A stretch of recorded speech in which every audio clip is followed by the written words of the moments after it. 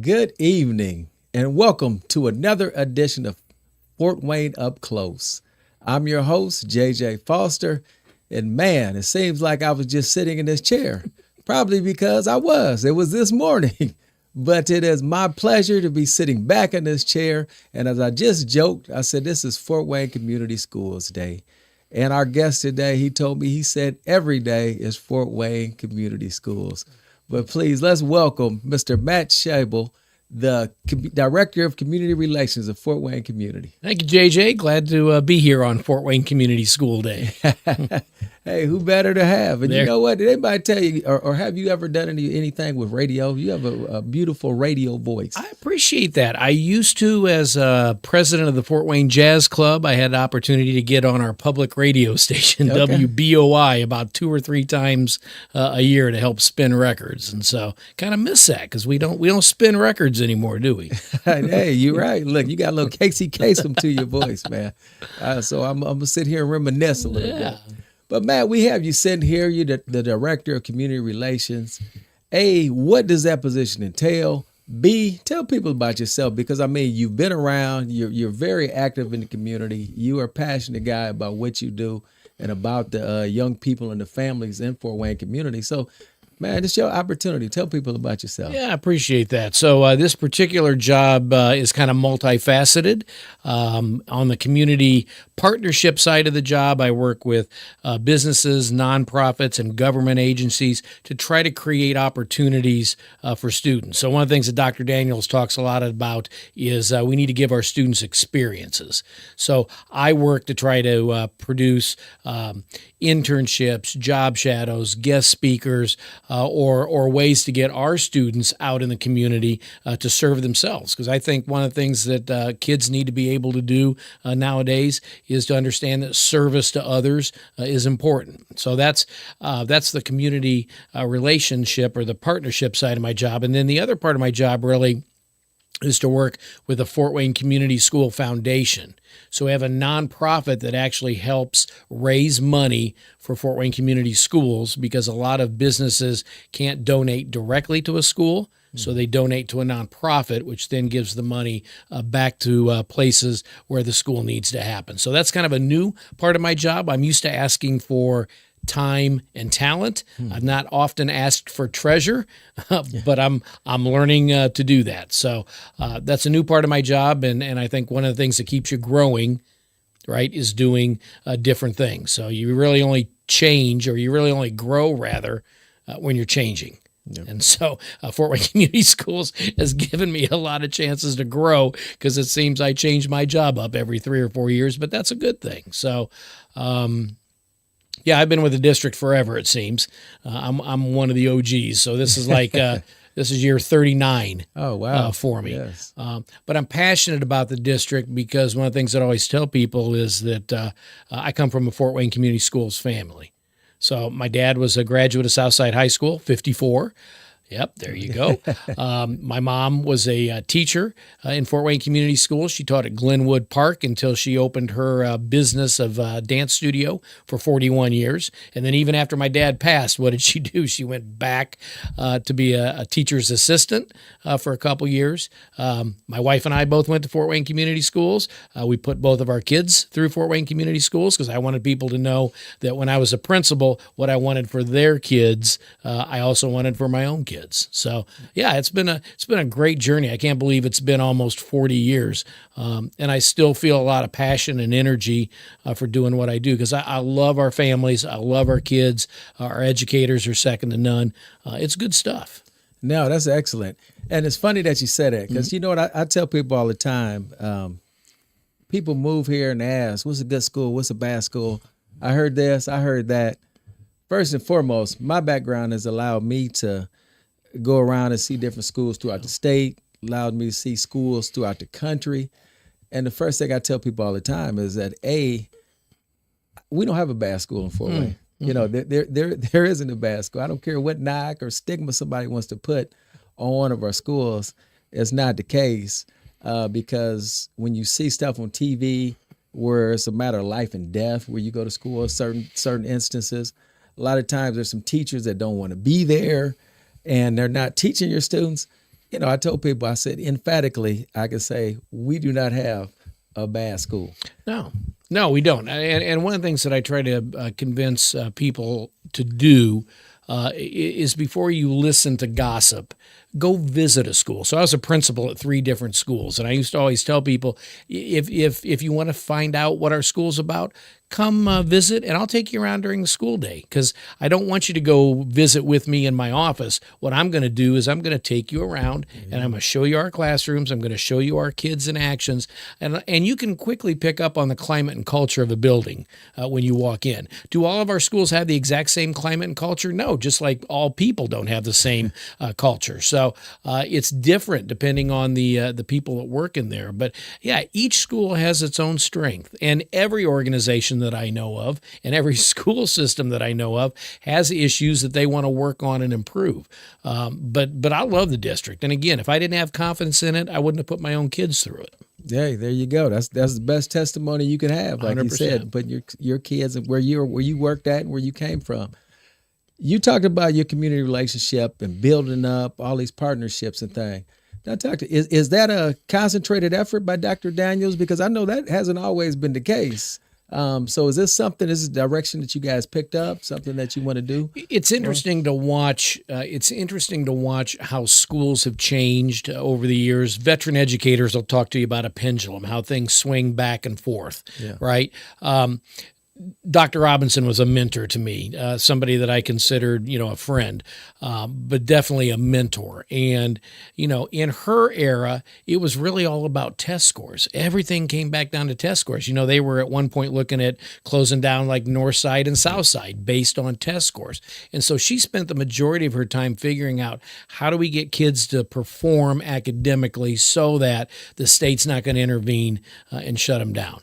The pendulum is now swung the other direction to where workforce is what's important in society. So, Dr. Daniel now has figured out that what we have to do is make sure that we're partnering with the community so that our kids can get these experiences so that they're ready for the workforce. One of the things that we've done a long time in both school and business is we point fingers at one another, right? Yes. Businesses point fingers at us over the years and say, your kids aren't ready for the workforce. And then schools point the fingers back and go, well, what are you doing to help us?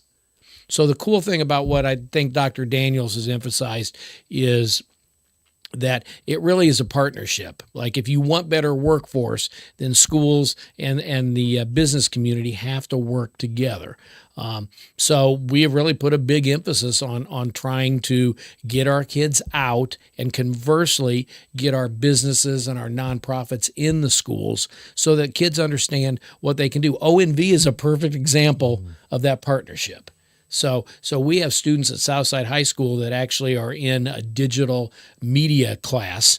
And what better place for them to come learn what a real production studio looks like than to come across the street to ONV. That's the kind of stuff we're talking about. Gotcha. And then not to mention, when you step outside and look outside your community, there's a lot of examples of businesses coming together with schools that are working, teaching young people lower level positions. So when they do graduate, they can step right into those positions. And we're talking making livable wage paying jobs. So I know you guys are out there doing your research, and obviously it is refreshing to hear that is what's going on. And there's innovative ways of trying to get our kids educated and meshing that workforce. And college isn't for everybody. I mean, speak to that because, people preach, college, and we know right now, and I've said it on different platforms that I've been on as a lender, I'm seeing where people have gone off to college and it wasn't really their thing, but then they get out, they're strapped with a whole bunch of debt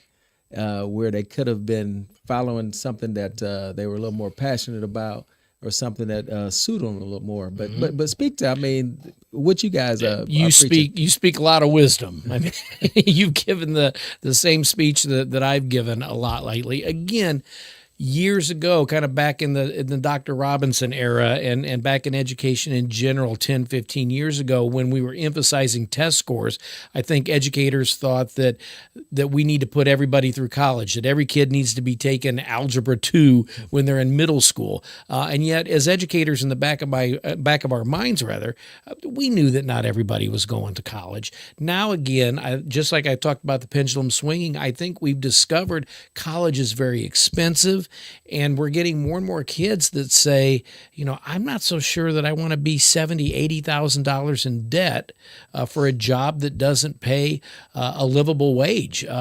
My son's a case in point. He's spent a lot of money going to college to become a graphic designer.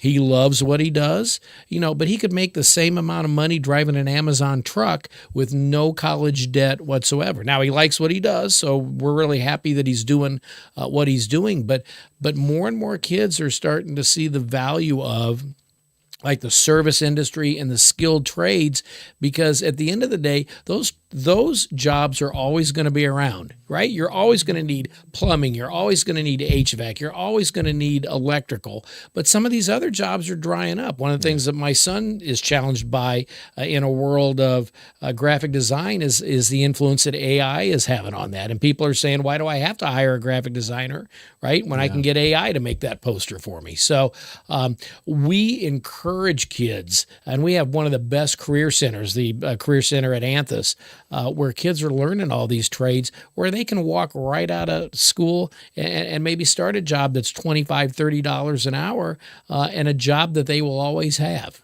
Okay, gotcha. Is there anything do you guys have everything in place right now? I know Kelly has this building over here, and I know they partner with Boys and Girls Club. Yep. Are you guys a part of that partnership? Absolutely. So that was a great partnership between the Boys and Girls Club, Jim Kelly helping finance that in Fort Wayne Community Schools. So every one of our middle schoolers will get there once a year, their 6th, 7th, and 8th grade year. And it's all, again, about experiential learning, like getting hands-on experiences. So they learn how to draw blood, not the real thing, but they draw it out of a plastic arm. They learn how to do welding simulation. They learn how to change oil on a car. They learn how to program robots. So again, trying to expose kids to jobs they don't really understand or know actually exist. The other thing we try to get kids to understand too is that job locations are multifaceted. So let me give you an example. Like Parkview is one of our biggest employers, one of our strongest partners. Some kids will say, well, I could never go work at a hospital because I can't stand blood. Yeah. Part of what we have them do when they go visit Parkview is to understand that you don't have to be a doctor or nurse. You can be a lawyer, you can be an accountant, you can work in food services, you can work in landscaping. There's a ton of different jobs at Parkview that have nothing to do with the actual medicine or bedside assistance. So that's, again, we really want to expose kids to what graduation will provide them and what are they going to do that day after graduation. But we don't want them to think that the only jobs in the world are professional athlete, social media influencer, right? Those are great jobs, and you never want to kill a kid's dreams because some of our kids will actually attain that.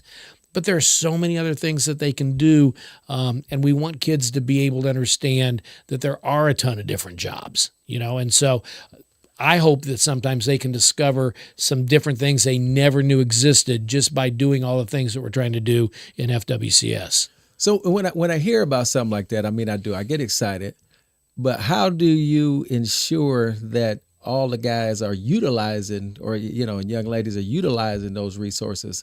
What is it? Because again, I didn't know I liked Scarlet Letter until I was forced to read the Scarlet Letter, and I got off into reading. Yeah. Had somebody that made me read or made it a part of my curriculum, yes. But if it was an elective, I probably wouldn't have got off into it. So no, I love that. So we're doing a couple different things. So one of the things that we're doing, like in kindergarten through 5th grade, is making sure that we give students what we call guaranteed experiences, and we have teachers kind of teach through the lens of a career. So let me give you an example. Every kid goes to the zoo at some time in their elementary, right? And They're going to go to the zoo to look at the animals because that's what people do when they go to the zoo. But we also want the teachers, prior to the kids going, to actually discuss like what kind of jobs exist at the zoo. So what does the animal nutritionist do? What does the veterinarian do? What might a graphic designer that makes all those cool posters do? What does the accountant do? So making sure they understand that the zoo is not just a place where zookeepers are employed, but there's all kinds of other different jobs. When we get to middle school, we have the Jim Kelly Career Pathway Center. So every kid's going to get that experience once a year. Then once they get into high school, we have this great partnership with Junior Achievement 3DE. And so in all of our grades 9 through 12, we have kids that get to experience businesses that come in. So we have probably 40 or 50 different businesses that partner with us, where the business people come into the school and do different case challenges with kids, coach them in mentoring opportunities. So that's a great thing to have happen, that you've got that many businesses that want to come in to our schools. And then many of those businesses offer what we call industry tours. So we get to go out and see what Fort Wayne Metals is about, what Parkview is about. I went to Asher Agency with some students from Northside. I mean, just some really cool opportunities. And the great thing about Fort Wayne is, even though it's the second biggest city in Indiana, it's still kind of a small town. Right. Yeah. And so I've been really impressed by like how businesses and nonprofits and even government agencies, we work with the Allen County Bar Association a lot. They really want to help kids. Like if you just have a simple ask, like what can you do to help our kids out? Most people will jump in and say, yeah, like we want to do that. But businesses more and more are starting to get almost that moral obligation. They're like, you got to help us out. Okay. Well, great. How close are we? And I'm sitting there, I'm listening to you talk, and I love the fact that, like you said, you said third grade and fifth grade, putting the ideas in young people's heads. How close are we to making it mandatory that kids are in some type of financial literacy class? That's a great question. So it is becoming mandated in the state curriculum. So there will be a financial literacy class that happens in high school. It'll be mandated. So that's already in the works. But the other thing we're trying to do again, as we partner with different institutions, we've been working with Three Rivers Federal Credit Union. They provide some financial literacy. I've just been in the process of working with Midwest America Federal Credit Union that wants to do financial literacy, even down to the elementary level. My friend Danita Washington works with families, and she makes sure that there's financial literacy programs for not only our kids, but also our parents. Yes. So it's a great topic, because oftentimes most of us, me for certain, like my parents just didn't talk to me about money. They just didn't. So once I got out there, I didn't know anything about IRAs or Roth or 120. I mean, I didn't have any idea about that stuff. I had to kind of learn it on my own. So I agree with you. And a way we start to empower families, right, is give them that financial literacy so that they make good decisions, right? I mean, had I known more about financial literacy when I was young and married, I wouldn't have bought new cars when I was 20 years old, right? Correct. So there is that part. And I don't know if you know, but that's what I do, mortgages for a living, and I do financial literacy. But if I had a nickel for everybody that comes to me and says, man, nobody ever taught me that, they say just what you did. Yeah. And that's exactly the reason I've always talked about. This is something we need to be doing in schools, because like you said, when you get out there in the real world, that's one thing that we're going to guarantee. You can have bills. You have to know how to manage your money. Mm-hmm. You don't have to be the richest, but if the guys that know how to navigate and take care of their money, make money off your money is are all options and opportunities. So the sooner we can educate folks on that, I think the better off we'll be. So that's great to hear that that is going to be a part. Because the other thing is so funny, and I go out and do some high schools. And again, if we could ever be a part, feel free. We can talk, because we would love it. We actually have a bank in a school in Elkhart, a real live bank, and you have students that work in there, and and then I went and taught a couple classes in the high school in Elkhart, but a lot of those kids, the last time that they were taught financial literacy was JA. Yeah. You know, and that was one week or whatever that is for the month, and that was it. So, and you know, the first thing I say, oh, I forgot it. But I just think that's tremendous. What are some other things you guys have down the pipeline? I know I've hearing all this. You know, my ears always to the road. That there's some new things about to take place in Fort Wayne community. What are some things that you'd like to share? One of the things that you see in Fort Wayne Community Schools is that we are really trying to align with this whole concept of Music City, right? Like all of a sudden, Fort Wayne is starting to become a city where music is important. Not that it hasn't always been important, but we're really trying to make it part of our economic growth in Fort Wayne to say, you know, if you come to Fort Wayne, we put an emphasis on really appreciating the arts and music specifically.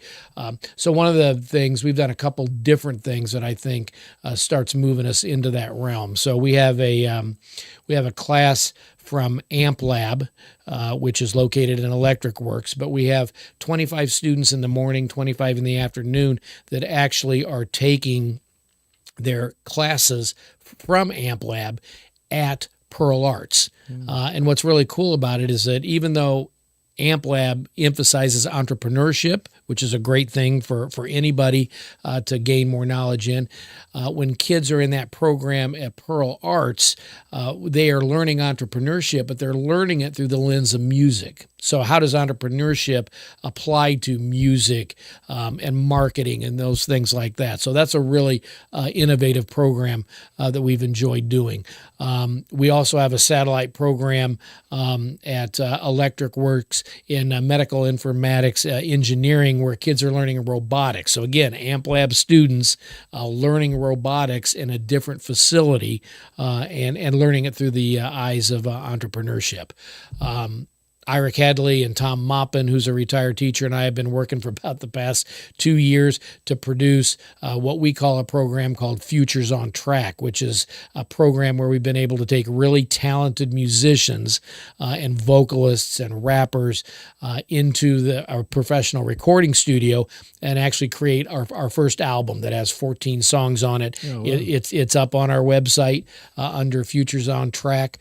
Probably been the most fun that I've had in education for a long time, to be able to go into a studio with kids and have them have that experience that, man, this isn't something you just go in and sing once. Like, you don't go in and just do it in one take. It's going to take hours because you're really striving for perfection. Yeah. And you're really stretching kids from being good to being great. So that program is brand new in the district. And then we currently just finished a music video, because we wanted to take it kind of one step further. So Midwest America sponsored us to be able to make a music video. So we just completed that. We've got plans to kind of roll that out gently here in the next month or so.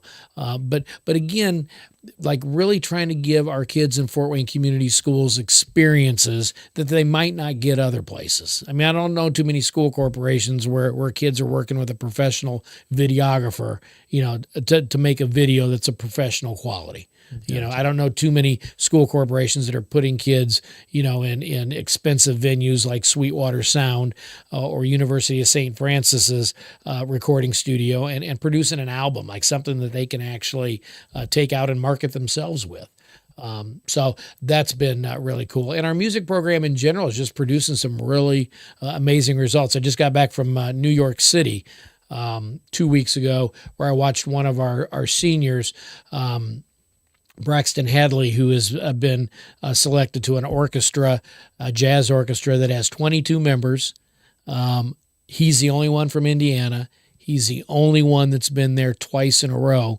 And he's over there in Asia now on a tour of Asia with these 22 other kids, kind of on a tour of that entire continent for a week. But, you know, to watch a kid from Fort Wayne, Indiana, playing on the stage at Carnegie Hall, man, how cool is that? And we just, that's an opportunity we didn't want him to miss. And we've really been behind him the entire way for that journey. Wow. Yeah, that's tremendous. That's tremendous. Cool. I remember when you said you were going to New York, and it's funny that you mentioned him, and I just saw the article on the news. I would say the article on the news, but I saw the news piece on a young man, I believe was a Northrop grad. It's in a Tyler Perry movie that Yeah, made its on yeah. on Netflix. So Yeah, I mean, we have a lot of talent, and I think sometimes we just don't always pause to recognize it. Again, even though we're a big small town, we have some people that are right famous athletes. I went to school with Rod Woodson all the way from middle school to high school to college. So we do. We have athletes, we have leaders, we have politicians, we have successful business people that have all kind of worked their way through Fort Wayne Community Schools and been able to excel and be leaders not only at the city level, but sometimes the state and sometimes the national level. correct. Now, you know what? It's funny because it just hit me too. Like you said, you're a lifer for Wayne Community Schools. You've been there, had parents that worked there. Yep.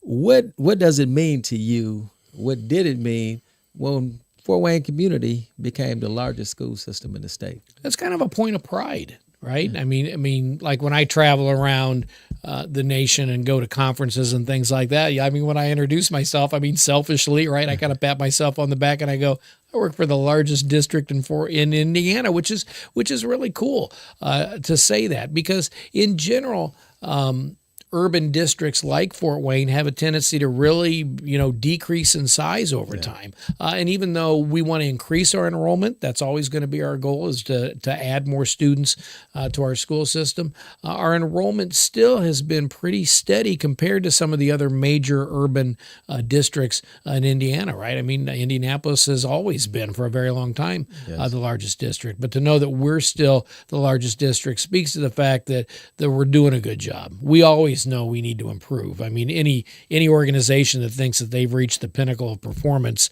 regardless of whether it's a school or a business, right? Can't stay put. So we have to continue to do things differently. But we're in a district right now that promotes kind of that free thought and creativity, and so I'm enjoying kind of the twilight of my career, where a big part of my job is just to create things that haven't existed before in the district. To be able to do that is really motivating to me. Yeah. You know what? And I know you're out there shaking trees and branches and trying to make it happen. And I love seeing that, because again, it, like as you said, you're a lifer in Fort Wayne Community Schools. I'm a lifelong Fort Wayne resident and been involved, and to see you guys out there and some of the things that you're doing, I mean, it does my heart good. I'd have to ask this too, when you talked about growth and things, because even from an athletic side, from that standpoint, when you're talking about things such as NIL, or what they call PBA in high school now, in the portal, what are your thoughts? How are you guys prepared to handle those two things that have hit Indiana athletics? Yeah, so the gentleman who occupies the office right next to me is Virgil Tharp, who's our district athletic director. He's been really involved in trying to create what we call this athletic pipeline.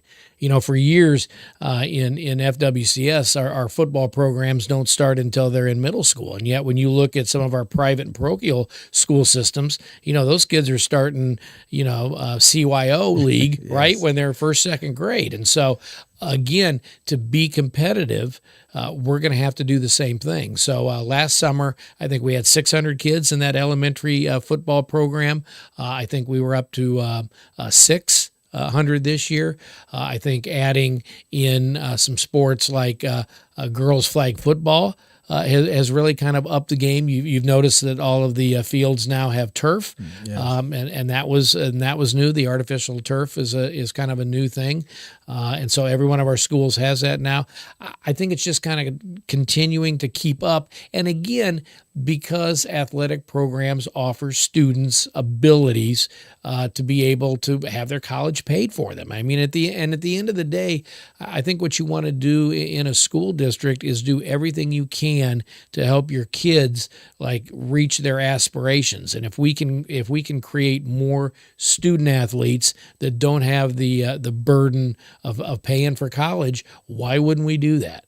I think the whole transfer portal thing is going to be different, but I think everything just trickles down from professional athletes to colleges, and eventually it hits public schools, and so it shouldn't shock us that it's here. It's a different concept, but I think we're going to continue to work with it and stay within the rule of law. But I think it's going to be a whole different kind of atmosphere in sports. Okay, gotcha.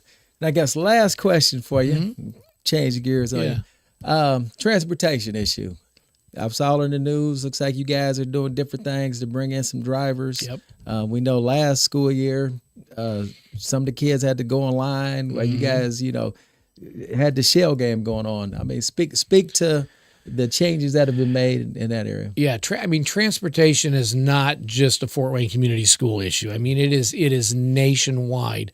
I think what we're trying to do is be creative. So I know we've had a couple different instances where we've had drive a bus, right, where we've actually brought buses to safe environments like parking lots and encouraged people to take a chance to see what that's like.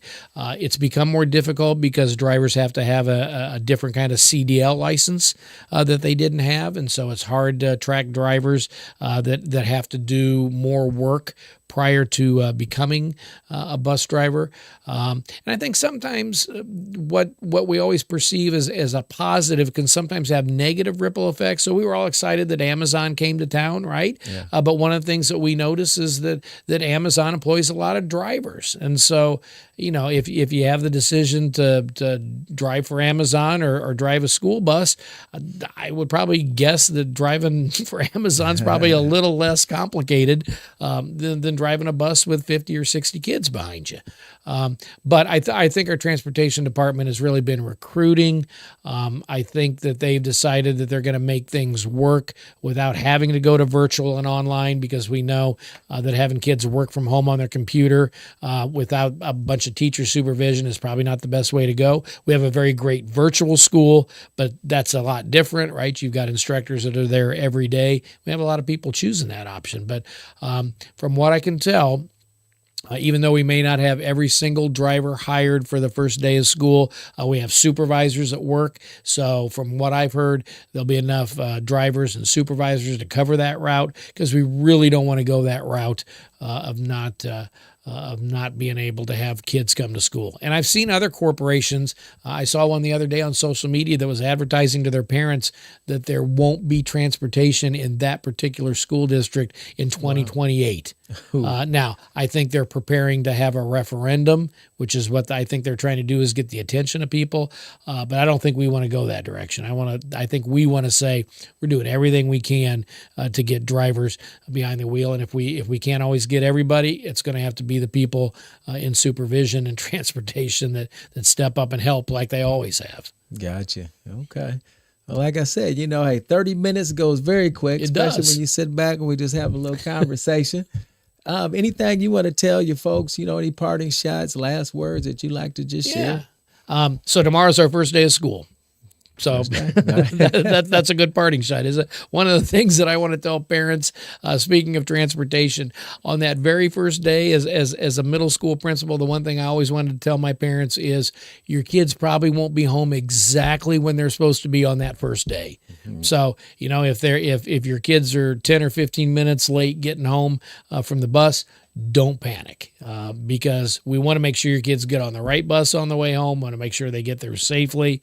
And so just be a little bit patient, kind of breathe. We'll get them back home to you. It might just take a little extra long. But no, other than that, we love our students in FWCS, and we're excited to see them back. I know all teachers enjoy that summer break, but there's also that excitement of starting fresh with a new group of kids.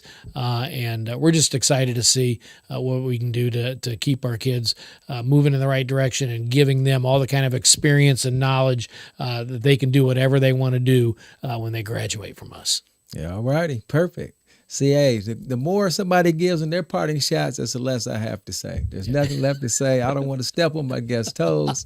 I love it. It's been a pleasure spending this time with you.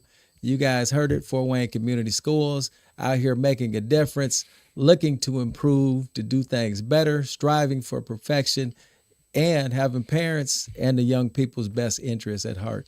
A great school system, and it's always awesome to hear when you hear somebody that's not saying, yeah, we're doing everything right. No, we're out here looking to strive to do the right thing and looking to improve. You cannot ask for anything more. So with that, it's always a great pleasure. And as you know, ONV, this is our thing about community and how trying to uplift our communities and making Fort Wayne just a great place to live. So having great partners such as Fort Wayne Community is always our goal and always our intent to give you guys a platform to come on here and speak out.